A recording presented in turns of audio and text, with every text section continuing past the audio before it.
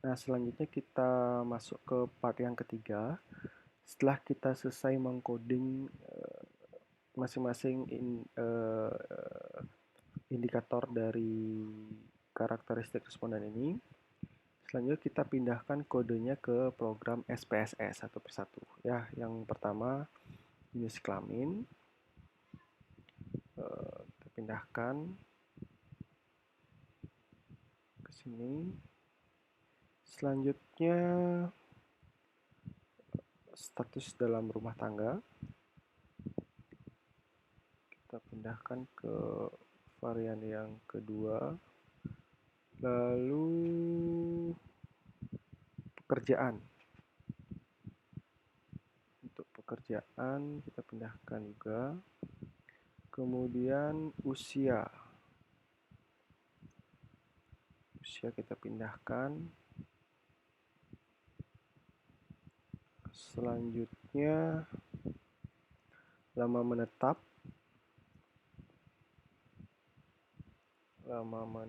kita pindahkan juga. Kemudian untuk pendidikan kita pindahkan. Untuk pendidikan di varian 6. Dan yang terakhir varian 7 untuk jumlah anggota keluarga.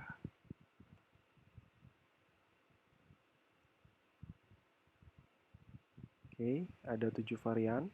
Selanjutnya dari masing-masing jenis indikator ini untuk karakteristik responden kita berikan dia nama variabel di variabel view. Kurang lebih seperti ini tampilannya. Setelah kita masuk ke variabel view, selanjutnya kita berikan dia nama variabelnya. Yang pertama untuk jenis kelamin, ya JK misalnya. Untuk width-nya kita biarkan dia 8. Ini width itu mengatur lebar dari sel ini, ya. Selanjutnya desimalnya sudah 0. Nah, label ini harus dilengkapi. Misalnya di sini adalah jenis kelamin.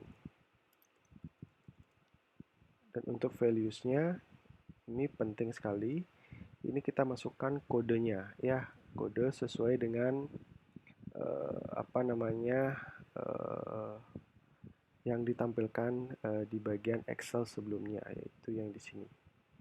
Anda masukkan yang pria 1 dan wanita 2, seperti itu. Ya, kita masukkan 1 untuk jenis kelamin pria, 2 wanita. Seperti itu. Sesuai dengan Excel ini. Ya, kode yang sudah dibuat. Untuk missingnya none, kolomnya kita biarkan 9. Untuk measure-nya, karena dia kategori tidak ada tingkatan, jadi tidak ada antara jenis kelamin perempuan, pria dan wanita itu tidak ada yang lebih baik atau lebih buruk, jadi kita skala nominal, hanya untuk membedakan saja. Untuk varian yang selanjutnya yaitu status. Ya, kita buat di sini status dalam rumah tangga. Untuk desimalnya dan weights-nya biarkan. Ini kita lengkapi dengan status dalam rumah tangga. Oke, di sini ada jenisnya ada 3, ya, 3 status dalam rumah tangga. Untuk yang pertama itu adalah kepala rumah tangga. Kepala rumah tangga. Anda tekan 8. Yang kedua, ibu rumah tangga. Dan yang ketiga adalah anggota rumah tangga. Lalu 8, jangan lupa. Anda tekan OK. Jadi untuk status juga sama. Kita berikan dia skala nominal.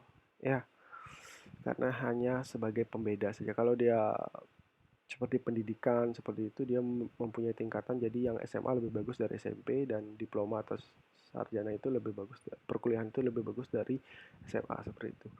Nah, untuk mempercepatnya kira-kira nanti seperti ini ya, Dede. Ya. Nah, seperti ini. Ya, ini datanya sudah diinput seperti ini sebanyak 50 responden. Dan di variable view adalah kita buat seperti ini bisa. Kalau di name ini bebas adik-adik. Ini tidak keluar dari output, hanya memunculkan di sini saja di bagian SPSS-nya. Makanya tidak lebih dari dua kata. Misalnya dua kata, kita bisa gunakan misalnya jenis kelamin gitu. Misal ada spasinya, spasinya kita ubah dengan underscore kelamin. Itu bisa. Seperti ini jadinya. Ya, kurang lebih seperti ini. Ya. Kira-kira seperti itu. Ini kolomnya pasti akan berubah. Ya, kita biarkan dia seperti semula. K saja.